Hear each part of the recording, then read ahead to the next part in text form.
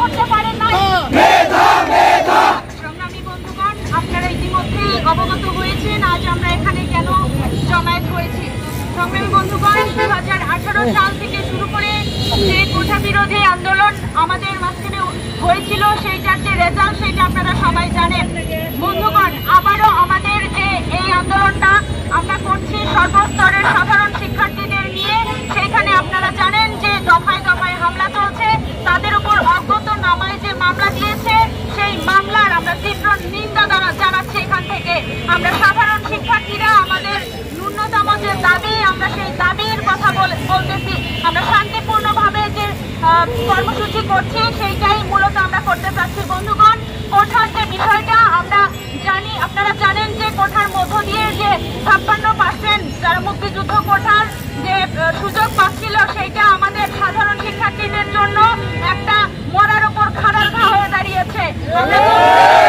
কোঠা নয়, কোঠার বদলে মেধার যাচাই করে মেধাকে সামনে নিয়ে এসে সাধারণ শিক্ষার্থীদেরকে মূল্যায়ন করা হোক। বন্ধুগণ, আমরা কোনো অযৌক্তিক দাবি ঘোষণা করি নাই।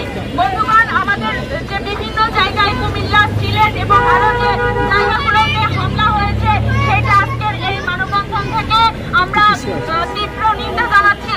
আজকের যে আমাদের কর্মসূচি, আমরা এখান থেকে একটা মিছিল নিয়ে আমরা থানার মোড় হয়ে আমরা জেলা প্রশাসকের মাধ্যমে আমরা মহামান্য রাষ্ট্রপতির বরাবর আমরা স্মারকলিপি প্রদান করব এবং আমাদের এই যে দাবি সেইটা না মানা পর্যন্ত আমরা রাজপথ থেকে কেউ সরব না। আমাদের দাবি মানতে হবে। আর আমরা বলছি যে কোঠার মধ্য দিয়ে যে সাধারণ শিক্ষার্থীদের মূল্যায়ন করা হবে, সেটার আবারও জোর দাবি জানাচ্ছি। আপনারা জানেন কোঠার যে বিষয়টা, প্রতিটা দেশেই কোঠার একটা ব্যাপার থাকে, কিন্তু কোঠা যে চালু রাখে এটার মূল বিষয়টা কি? কোঠাকে একটা দেশে রাখতে হয় সেই দেশের পিছিয়ে পড়া যে জনগণ আছে তাদেরকে সামনের দিকে আনবার জন্য কোঠাকে দরকার আছে। কিন্তু আমাদের দেশের এই কোঠা ব্যবস্থা আছে ঠিকই, কিন্তু এই সুযোগ সুবিধাটা আসলে কারা পাচ্ছে?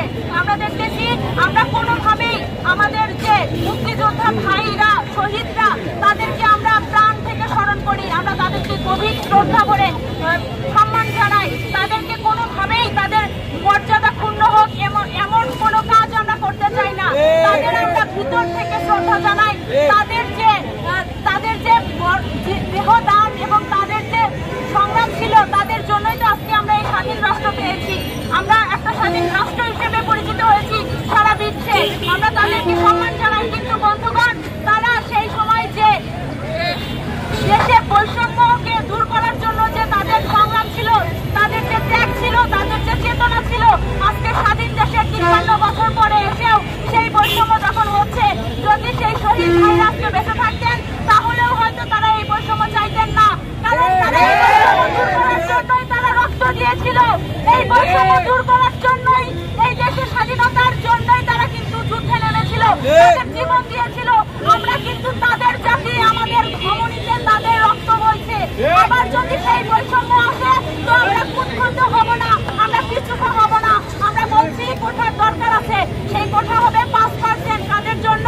সেইখানে থাকবে ক্ষুদ্র নৃগোষ্ঠী এবং প্রতিবন্ধী কোঠা।